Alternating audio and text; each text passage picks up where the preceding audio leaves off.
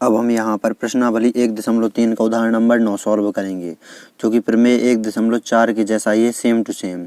तो यहाँ पर हमें सिद्ध करना है √3 एक अपरिमेय संख्या है।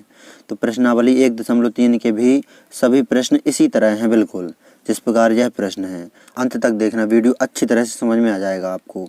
तो यहाँ पर √3 एक अपरिमेय संख्या है, ये हमें सिद्ध करना है। तो इसके विपरीत हम मान लेते हैं, माना √3 एक परिमेय संख्या है। अब यहाँ पर √3 एक परिमेय संख्या, तो परिमेय संख्या को हम a/b के रूप में लिख सकते हैं। तो हमने √3 को a/b के बराबर में लिख दिया।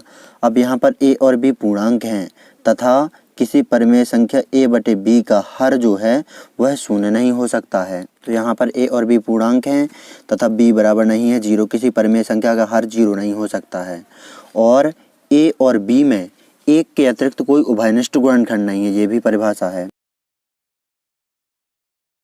तो ये परिभाषा है, a और b पूर्णांक है तथा b बराबर नहीं है 0 और a और b में एक के अतिरिक्त कोई उभयनिष्ठ गुणनखंड नहीं है।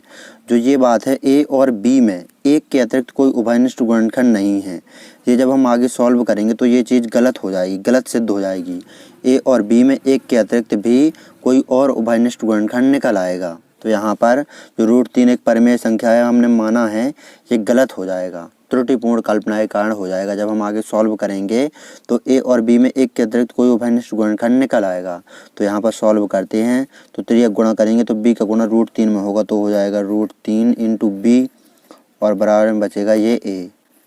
दोनों तरफ हम वर्ग करेंगे तो यहाँ पर √3 का गुणा √3 में होगा, तो हो जाएगा 3 और ये b² ज्यों का त्यों, इस तरफ ये a² भी ज्यों का त्यों।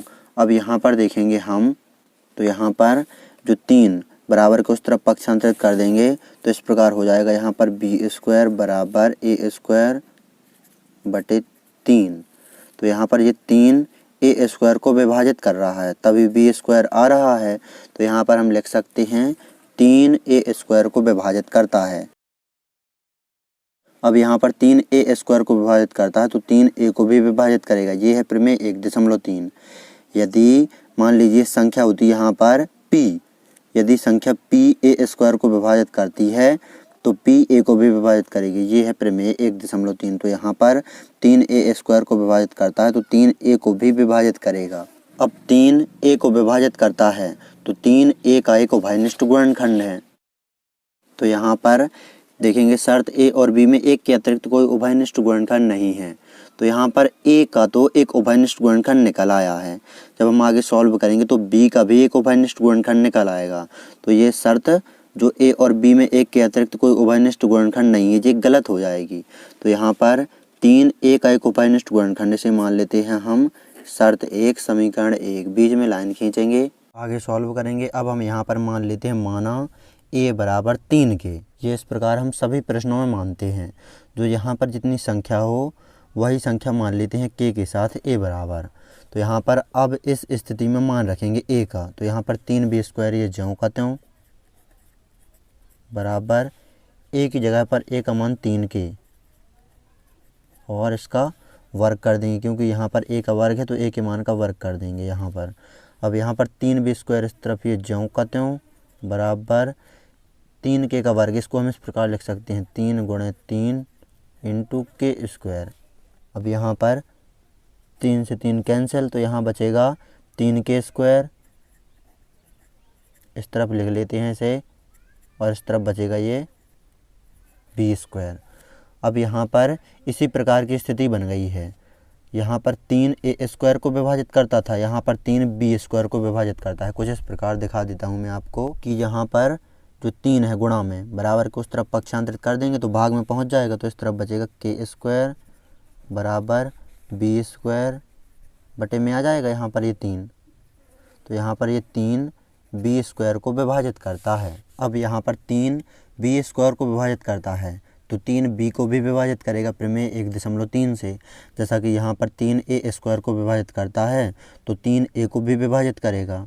अब यहाँ पर 3 b² को विभाजित करता है तो 3 b को भी विभाजित करेगा। अब 3 b को विभाजित करता है तो 3 b का एक उभयनिष्ठ गुणनखंड है। तो यहाँ पर a का तो उभयनिष्ठ गुणनखंड है ही 3 b का भी एक उभयनिष्ठ गुणनखंड है। ये है शर्त दूसरी। अब यहाँ पर देखेंगे तो यहाँ पर परिमेय संख्या की परिभाषा है कि ए और बी पूर्णांक हैं, बी बराबर नहीं है 0, किसी परिमेय संख्या का हर 0 नहीं हो सकता, और ए और बी में एक के अतिरिक्त कोई उभयनिष्ठ गुणनखंड नहीं है। तो यहाँ पर शर्त 1 और शर्त 2 से देखेंगे तो ए और बी में एक के अतिरिक्त भी कोई उभयनिष्ठ गुणनखंड निकल आया और वो है 3, दोनों ही जगह 3 है ए और बी में उभयनिष्ठ गुणनखंड। तो यहाँ पर अतः जो हमने माना था कि √3 एक परिमेय संख्या गलत माना था, तो √3 एक परिमेय संख्या ये त्रुटिपूर्ण कल्पना के कारण माना था, और a बटे b √3 के बराबर में ये भी हमने त्रुटिपूर्ण कल्पना के कारण माना था, क्योंकि a और b जो है परिमेय संख्या, इसकी परिभाषा ये है कि एक के अतिरिक्त a और b में एक के अतिरिक्त कोई उभयनिष्ठ गुणनखंड नहीं है। लेकिन यहाँ पर a और b में एक के अतिरिक्त भी उभयनिष्ठ गुणनखंड निकल आया, वो है 3। तो यहाँ पर अतः जो हमने माना था कि √3 एक परिमेय संख्या है, गलत माना था। अतः √3 एक अपरिमेय संख्या है। अतः √3 एक अपरिमेय संख्या है। तो ये हमने सिद्ध कर दिया। इस प्रकार आपको इस प्रश्न को अच्छी तरह से सॉल्व कर लेना है। परीक्षा की दृष्टि से बहुत अधिक महत्वपूर्ण प्रश्न है। यदि आप कक्षा 10 NCERT गणित के अध्याय 1 के सभी उदाहरण के प्रश्न और प्रश्नावली 1.1, 1.2, 1.3 और 1.4 के सभी प्रश्न क्रम सहित देखना चाहते हैं तो डिस्क्रिप्शन जरूर चेक करें।